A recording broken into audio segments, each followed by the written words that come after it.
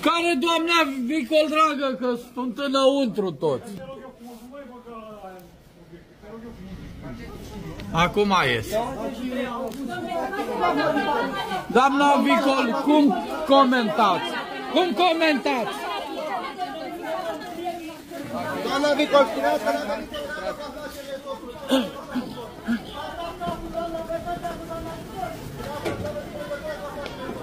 cum comentați? merge viața înainte, Maria. Vedem mâine, nu? Stai că nu se întâmplă. Aici ai mașina, doamna Vicol, nu e mașină personală, este după. Cum este doamna Vicol dintr-un deputat ca să ajungeți inculpat? Ce legătură aveți?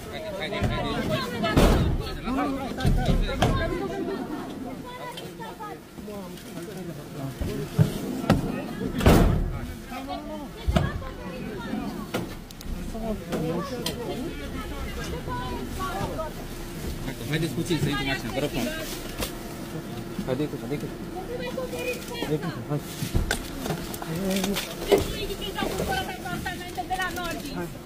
Erau și lideri PSD? Ciolacu e pe listă! Stați un pic. Nu mai puțin. Nu trageți de mult, mă, toate rând, mă până... Dați-vă mai spate. Domnul Marian? Nu mai spate. Stai imediat. Dați-vă mai spate. Nimica că e murdar.